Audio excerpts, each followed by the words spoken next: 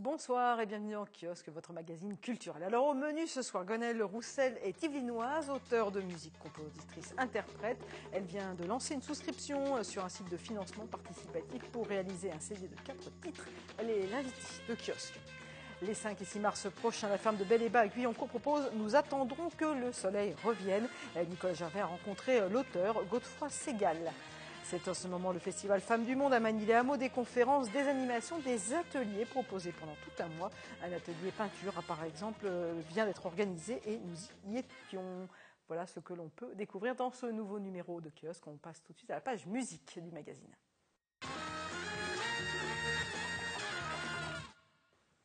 Invitée de cette émission, Gwenaëlle Roussel, bonsoir. Bonsoir. Vous êtes auteure, compositrice, interprète. Vous êtes dans le milieu musical depuis une vingtaine d'années. Et vous avez lancé un projet de financement participatif pour la réalisation d'un CD 4 titres. Il y a un premier financement qui a été arrêté au 13 février, puis vous venez d'en relancer un autre qui va durer à peu près 2 mois. Oui, c'est ça. Oui, jusqu'au 14 avril. Pour réaliser un 4 titres qui s'appellera Femme de Merlin et dont on va peut-être voir un premier extrait avec la chanson Merlin. On va déjà parler de votre univers. Donc ce financement participatif, il est à hauteur de 4 000 €. Il est sur un site bien connu qu'on peut citer qui est Ulule. Oui. On peut vous retrouver. Mais avant qu'on voit cet extrait, parlez-moi d'abord de votre univers. Il est assez particulier. Alors c'est un univers effectivement à coloration, on va dire, celtique. Je suis moi-même bretonne. Et donc c'est vrai que je baigne depuis toute petite dans cette ambiance et dans cet univers celtique, ainsi que des légendes qui me passionnent. Donc je réalise finalement avec ce projet d'album, c'est une concrétisation de tous ces univers qui me plaisent depuis toute petite. Et votre univers, c'est aussi la recherche de la nouvelle quête ? Oui, alors en fait, ça, la nouvelle quête alors en fait, ces chansons racontent une histoire. C'est pour ça que je parle véritablement d'un projet musical, parce que cette histoire, c'est effectivement l'histoire de la nouvelle quête. C'est la quête de l'harmonie. Et je pense qu'elle est parfaitement résumée par la chanson Merlin. Merlin l'enchanteur et la fée Viviane. Merlin qui a été enfermé dans une tour d'air invisible par la fée Viviane qui voulait le garder rien que pour lui. Et cette chanson raconte que, selon la prophétie, ils se retrouveront dans une nouvelle vie, ils se reconnaîtront parce que leur amour est toujours là, est toujours présent. Mais cette fois-ci, ils vont tâcher de vivre une vie de couple en harmonie. Juste un homme, juste une femme, en harmonie. Alors maintenant, on va regarder effectivement un extrait du clip, ça lance très bien, puisqu'on va regarder donc le clip Merlin, le premier titre.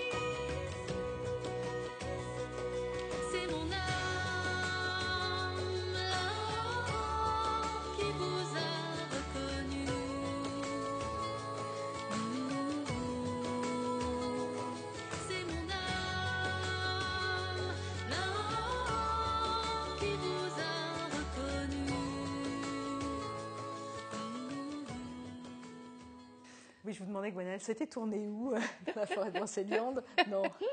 Non, on a un peu triché parce qu'on n'avait pas les moyens d'aller jusqu'en forêt de Brocéliande, donc on a fait ça à Montfort-l'Amaury, oui, entre donc ça, Montfort et Gros-Rouvre. C'est effectivement le premier titre, Merlin. Vous avez dit vous êtes d'origine bretonne, donc je suis bretonne, oui. C'est pour ça que forcément vous aimez cette musique celtique, mais qu'est-ce qu'elle évoque pour vous? Ce qu'elle évoque pour moi, c'est véritablement, ce sont des racines, profondes. Et quand je dis ça, c'est pas, ça n'a rien à voir avec une sorte de chauvinisme, mais c'est vraiment quelque chose qui ramène à la terre. Et je trouve que ce qui est intéressant en tout cas dans ce projet que j'ai envie de développer, c'est que cette connotation celtique, elle est là parce qu'elle est importante. Donc elle est vraiment présente, mais en même temps, je pense qu'elle peut vraiment trouver un écho, et je me rends compte qu'elle trouve un écho chez beaucoup de gens, parce qu'elle ramène justement à ses racines. Et je trouve que dans une période où tout devient quand même un petit peu compliqué, on essaye de se rattacher à des repères, on ne sait pas trop où on va, c'est bien d'avoir ces racines. Alors je dis, vous avez lancé un financement participatif pour la réalisation de ce CD 4 titres, mais c'est un CD qui va de toute façon, d'après vous, qui se fera parce que ça avance bien. Et notamment, il y a des musiciens qui sont venus vous rejoindre aujourd'hui. Il y a combien de musiciens qui sont venus vous rejoindre pour participer à ce projet et qui sont-ils? Ils sont bretons aussi d'abord? Alors j'ai une belle équipe, j'ai beaucoup de chance parce que j'ai avec moi plusieurs musiciens. Et là concrètement pour la réalisation du 4 titres, donc j'ai mon ami Dev Dario, qui est chanteur, auteur, compositeur, que vous connaissez peut-être, avec qui j'ai composé beaucoup de titres de ce projet, parce que effectivement, dans un premier temps, je réalise un 4 titres, mais il y a toute une création qui existe autour de cette thématique. Pour un grand spectacle, pour un vrai spectacle. Pour un album, pour un spectacle, et c'est pour ça que quand je parle de cet album, c'est plutôt un projet, dans la mesure où ça raconte une histoire, donc pour répondre à votre question. Donc il y a Dev Dario avec moi. J'ai 2 musiciens bretons, flûtistes et violonistes, qui s'appellent Youn Perron et Gwenola Larivin. Et j'ai aussi un formidable cadeau, c'est-à-dire que j'ai quelqu'un qui s'appelle Steve Sheehan, qui est un percussionniste de grand talent et qui est reconnu sur le plan international, qui va faire les arrangements du 4 titres. Donc là, pour l'instant, vous êtes justement en train de faire les arrangements. Oui, on travaille sur les arrangements. Donc ça va aller assez vite alors du coup? Oui, ça va vite. C'est-à-dire que la fin du financement participatif, c'est le 14 avril, il me semble. Et on rentre en studio le 14 avril. C'est parfait. Et donc forcément, l'album sortira dans la foulée, certainement mai-juin. Exactement. Mai-juin, on va dire juin au plus tard. Depuis combien de temps vous travaillez sur ce projet? Ça va faire 2 ans. Ça va faire 2 ans parce que donc au départ, il y a eu l'écriture de cette chanson Merlin que j'ai enregistrée. Et puis j'ai rencontré un réalisateur avec qui on a monté le projet de faire ce clip. Donc ça a pris un petit peu de temps. Et puis après, on a décidé, je dis on parce qu'avec ce réalisateur qui est devenu un ami, Hervé Bramy, on s'est dit que c'était dommage de s'arrêter là. Donc moi, toute cette création finalement, toutes ces légendes, toutes ces ambiances celtiques que je portais en moi depuis de nombreuses années, et ben d'un seul coup, pouf, tout est sorti. Donc toutes les chansons sont arrivées les unes après les autres. Donc aujourd'hui, autour de ce projet, il y a 25 chansons. Il y a un scénario aussi que j'ai écrit, donc j'ai écrit un spectacle musical. La prochaine étape. Voilà, ce sera la prochaine étape. On comprend que c'est toujours un peu compliqué la création parce que c'est long, c'est compliqué de trouver des financements. C'est pas évident. Et puis c'est ce que je vous disais tout à l'heure. En fait, on se rend compte aussi d'une chose, c'est que finalement, dans un monde où tout va très très vite aujourd'hui, à tous les niveaux, Internet et puis même en termes de consommation, aujourd'hui, les choses s'enchaînent très rapidement. On se sent un petit peu en décalage avec le phénomène de la création qui demande du temps, de la maturation et puis effectivement une mise en œuvre qui ne peut pas se faire comme ça du jour au lendemain. Enfin, ça dépend dans quel concept on se situe, mais en tout cas pour un projet comme ça, c'est vrai que ça prend du temps. Donc moi j'ai décidé de faire les choses les unes après les autres, étape après étape. Donc c'est pour ça qu'aujourd'hui, j'ai mis en place ce financement participatif pour un 4 titres. Mais derrière, il y a toute une création qui existe.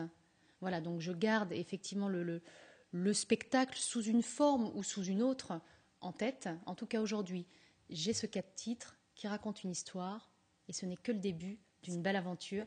Et pour ça, j'ai besoin de vous. Allez, voilà, c'est l'appel de Gwenaëlle Roussel, donc le site participatif Ulule, 4 000 € pour financer ce CD 4 titres et puis pour continuer l'aventure de Merlin. Je voulais juste une dernière question. Quel regard vous portez sur les émissions style The Voice Est-ce que c'est utile? Est-ce que c'est important? Est-ce que ça booste des carrières? Parce que vous dites c'est compliqué, on ne prend pas le temps, la création c'est compliqué, c'est long. Quel regard vous portez, vous, sur ces émissions? Est-ce que ça aurait pu, par exemple, vous auriez pu y participer, ça aurait pu booster les choses? Finalement, pourquoi pas? Parce que je pense qu'avant tout, ce sont des émissions de divertissement. On se rend compte qu'il y a énormément de gens qui ont beaucoup de talent, parce qu'il y a vraiment des voix quand même exceptionnelles à chaque saison. Maintenant, effectivement, je trouve que ça rentre bien dans ce que je vous disais tout à l'heure, dans ce phénomène de tout qui va très vite. C'est-à-dire que finalement, ces candidats qui arrivent, qui sont jugés malgré tout. Alors c'est vrai qu'il y en a qui tirent leur épingle du jeu et c'est formidable. Et il y en a d'autres, je pense, pour qui c'est plus difficile. Donc je ne porterai pas de jugement sur ce type d'émission parce que je pense qu'encore une fois aujourd'hui, on vit dans un monde où il n'y a plus vraiment de modèle économique qui soit complètement, on va dire, viable. Donc aujourd'hui, finalement, en tant qu'artiste, c'est important de tirer un petit peu toutes les ficelles et d'essayer de tirer son épingle du jeu en ouvrant toutes les portes. En ouvrant toutes les portes. Merci en tout cas Gwenaëlle Roussel d'être venue sur le plateau de Merci Kiosque. à vous. Donc pour ceux qui sont intéressés, évidemment, il y a un site internet et il y a la plateforme de financement participatif. On aura cessé de le dire pendant l'émission. Merci beaucoup. On va poursuivre Kiosque avec une page loisirs.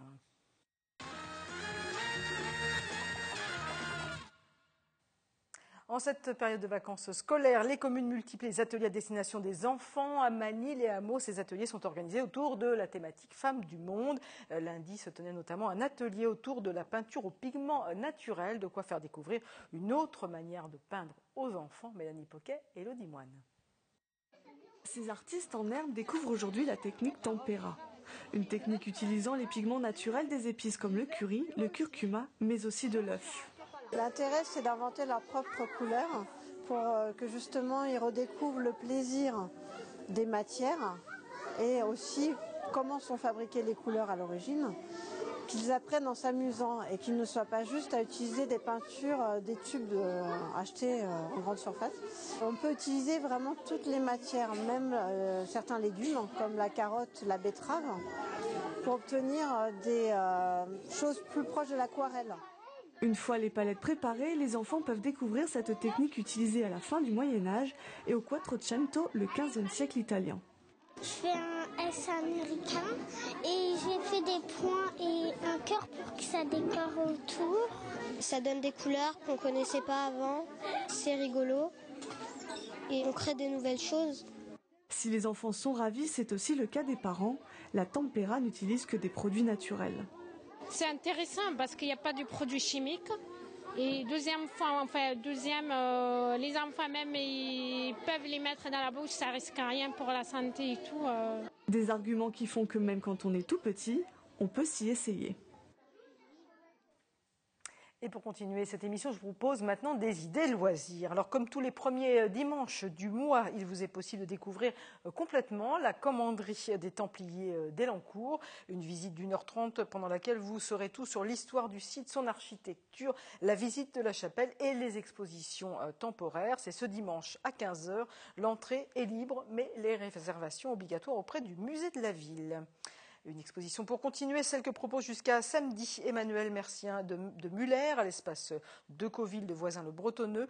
L'artiste présente des œuvres figuratives et abstraites. Son parcours est atypique. À 27 ans, elle quitte son métier dans l'informatique pour partir en Australie à la découverte des peintres aborigènes. Elle y reste 4 ans et revient nourrie d'une nouvelle culture. C'est donc à découvrir jusqu'à ce samedi. L'entrée est libre. Un tout autre thème. Va-t-on trop loin avec le principe de précaution? Un débat proposé dans le cadre des Cafés Philo ce samedi après-midi. Un débat proposé par Bruno Sauvage. Dans un premier temps, il sera question de revenir sur l'approche culturelle de la question du principe de précaution. Et puis, dans un second temps, la question sera de savoir si l'on va ou pas trop loin avec ce principe. L'entrée est libre. Cela peut être aussi le lieu des méditations philosophiques, le jardin. Il sera en tout cas question de taille fruitière ce samedi après-midi avec l'association Jardin Passion Partage, la nouvelle association de Angle de Faux. Les activités proposées par l'association sont gratuites pour les adhérents. L'adhésion à l'association est fixée à 20 € par an et pour les non-adhérents, une participation de 10 € sera demandée. La séance de ce samedi aura lieu à Elancourt, route de Montfort, chez un particulier, et elle sera notamment animée par François Moulin. Et on termine cet agenda avec un atelier au musée de la ville ce samedi après-midi. C'est béton, avec des jeux de découverte, une visite autour du musée. Il sera possible de fabriquer son propre presse-papier en béton. L'atelier est à 3 € tarif plein, 2 € tarif réduit. Et pour les enfants de moins de 12 ans, la présence d'un adulte est obligatoire. Donc voilà pour les idées. Les 5 et 6 mars prochains, la ferme de Bel-et-Bas à Guyancourt propose « Nous attendrons que le soleil revienne ». Nicolas Gervais a rencontré l'auteur, Godefroy Segal. Comme chaque année, ce féru d'histoire revient avec une nouvelle création. Cette année, il s'intéresse à l'Empire avec un spectacle qui sera présenté les 5 et 6 mars à la ferme de Bel-et-Bas à Guyancourt. Voici Godefroy Segal dans le kiosque. Il nous parle de « Nous attendrons que le soleil revienne ». Il n'y en a plus de soleil là, dis donc. Ainsi, notre héros, Fabrice Valserra, Marquesino del Dongo, venait justement de se donner la peine de naître lorsque les Français furent chassés. Et il eut 2 ans lorsque tout à coup, un général nommé Bonaparte descendit du mont Saint-Bernard et entra dans Milan. Un spectacle un petit peu particulier car constitué en fait de 2 pièces distinctes, mais qui s'enchaîneront en fait même sans entracte l'une après l'autre. En première partie, le sang lavera tout ça, un spectacle que j'ai construit autour de la bataille d'Austerlitz, en fait des débuts de l'Empire, de l'épopée de l'Empire, et en deuxième partie, une adaptation que j'ai effectuée sur la Chartreuse de Parme de Stendhal. On part des débuts, mais alors pas forcément en se focalisant sur ça, mais sur les grandes aventures des guerres napoléoniennes, mais avec effectivement le versant plutôt guerrier et sur le départ avec les grandes victoires comme Austerlitz, et puis avec la Chartreuse de Parme et de ce jeune garçon, Fabrice del Dongo, qui a grandi sous les auspices de l'Empire et qui a participé à la dernière bataille Waterloo. Fabrice grandit entre l'amour de sa mère et celui de sa jeune tante, déjà veuve, la comtesse Pietranera, qui adorait plus que tout cet enfant. Elles étaient émerveillées des grâces de Fabrice et épouvantées de son ignorance. Il ne savait ni lire, ni écrire, ni grand-chose d'autre d'ailleurs. C'est une façon pour nous, après le 93 de Victor Hugo, de continuer en fait ces grandes questions sur les débuts de la République française. Stendhal illustre fermement et très très bien ce que peut être ce paradoxe de l'Empire. C'est-à-dire comment finalement on peut se faire roi alors qu'on défend encore les lois de la République. Hier soir, il était 6h moins 7 minutes et nous sommes le 7. Je me promenais sur le bord du lac. Tout à coup, à une hauteur immense, à ma droite, j'ai vu un aigle. L'aigle de Napoléon. Il volait majestueusement, se dirigeant vers la Suisse et par conséquent vers Paris. Nous attendrons que le soleil revienne. Très belle question. En travaillant sur la bataille d'Austerlitz, on la figure toujours par ce symbole que Napoléon lui-même lui avait donné. C'est-à-dire que la victoire française a été écrasante à partir du moment où le soleil a percé. C'est-à-dire que les brumes ont caché les soldats français jusqu'au moment où il fallait que les soldats français puissent voir. Et le soleil est arrivé exactement au moment où les armées françaises en avaient besoin. Et on parle toujours du soleil d'Austerlitz. J'étais troublé de ce soleil d'Austerlitz avec cette fin dans la Chartreuse de Parme qui se passe totalement dans l'obscurité et dans l'ombre. J'avais envie d'avoir ces 2 pendants entre le soleil et l'obscurité. Ma tante, Napoléon vient de débarquer à Golfe-Jean. L'empereur est de retour. Il a débarqué avec une centaine d'hommes. Comment? Je pars. Je vais rejoindre l'empereur, qui est aussi roi d'Italie. Il avait tant d'amitié pour ton mari. Je vais passer par la Suisse. Mais tu ne peux pas comme cela traverser les frontières. Et il y a ce côté de vide qui vient après cette cet embrasement, mais totalement passionné, mais qui n'a pas été que de la violence. Stendhal le rappelle, c'est-à-dire dès le début de la Chartreuse de Parme, il rappelle que l'Italie finalement a été libérée par les troupes françaises. Il ne faut jamais oublier que la France, la République française, apportait quand même une émancipation comme les peuples européens n'avaient jamais vécu. Fabrice entra en France par Pontarlier. Il était parti avec la ferme intention de parler à l'empereur, mais jamais il ne lui était venu à l'esprit que ce fût chose difficile. De ville en ville, il essaya vainement de s'engager. Arrivé dans le Nord, un officier l'envoya à la prison de Braine-l'Alleud. Fabrice, d'abord étonné puis furieux, ne comprenait absolument rien à ce qui lui arrivait. Au début, le spectacle n'aurait été que Le sang lavera tout ça, la pièce que moi j'ai écrite sur la bataille d'Austerlitz et sur l'épopée de l'Empire. Il se trouve que quand j'ai écrit ce texte-là, et quand j'ai relu La Chartreuse en me disant « Tiens, il faut que je retourne un peu du côté de Stendhal pour voir un peu ce qu'il disait, lui, de cette époque », j'ai été étonné de voir les correspondances. Et j'espère que Le sang lavera tout ça, finalement, de re-raconter un peu l'Empire aux gens par un spectacle qui va les emporter dans les émotions, dans la façon dont ces petits Français se sont levés et ont sillonné, mais l'Europe entière, à une période où les gens bougeaient peu, où c'était pas si facile que ça, effectivement, d'aller loin.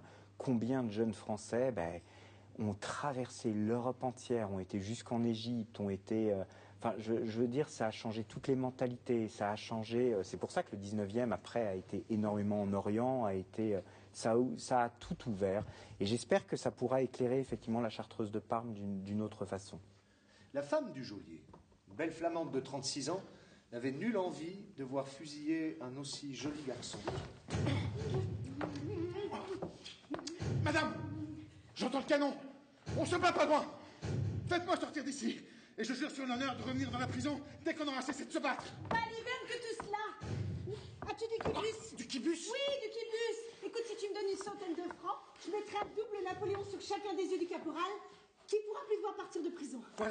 Voilà du kibus. Pour raconter ce qu'a pu provoquer la Révolution, les ennemis qu'elle a pu s'attirer et comment finalement cette armée française, avec son chef Napoléon, a dû finalement envahir l'Europe entière et bien au-delà pour contrer tout ça, et c'est pas facile parce qu'on raconte beaucoup de batailles. La Chartreuse de Parme, c'est pareil, c'est un roman, c'est pas du théâtre, c'est un roman. On arrive à leur faire sentir effectivement la violence des combats, la prouesse des hommes, le courage des hommes. Les costumes, pas comme on les attend, pas portés en tout cas comme on pourrait les attendre. Des éléments de décor, rien. Je sais, c'est pas très vendeur, mais pourtant on va beaucoup plus loin sans. Je te sors de là. Mais ne raconte jamais ton mauvais conte d'un gentilhomme de Milan déguisé en marchand de baromètre. C'est trop bête. Écoute-moi bien. Je te donne les habits d'un hussard mort avant-hier dans la prison. Et après, nous attendrons que le soleil revienne. C'est Catherine qui va nous apporter ses lumières sur le plateau du kiosque.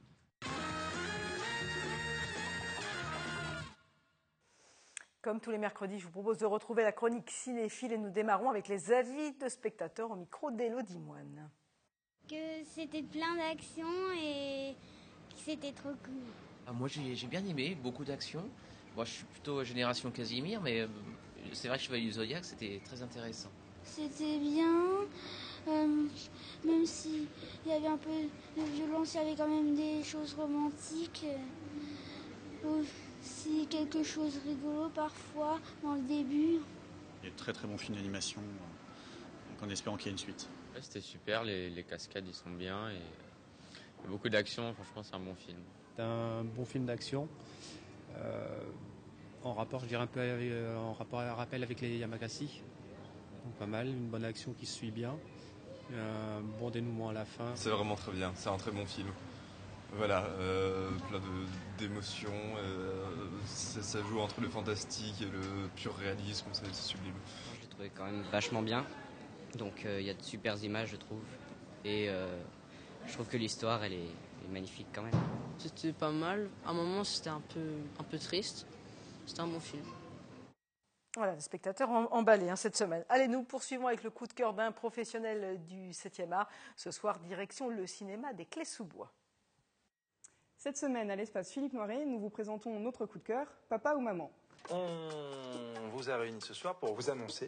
On divorce. Pardon? Ils divorcent et vont tout faire pour ne pas avoir la garde des enfants. Voici le pitch du film. Ils, ce sont Florence et Vincent Leroy, modèles de réussite sociale et conjugale, jusque dans leur manière très civilisée d'annoncer leur séparation à des amis.